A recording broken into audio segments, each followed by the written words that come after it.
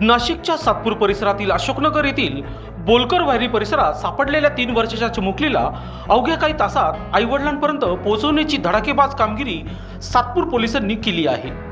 ही केवळ कारवाई नव्हे तर सातपूर पोलिसांच्या कर्तव्यनिष्ठेचा जिवंत पुरावा आहे। ही संपूर्ण कारवाई सातपूर पोलीस ठाण्याचे वरिष्ठ पोलीस निरीक्षक प्रकाश अहिरे यांच्या ठाम नेतृत्वाखाली पार पडली।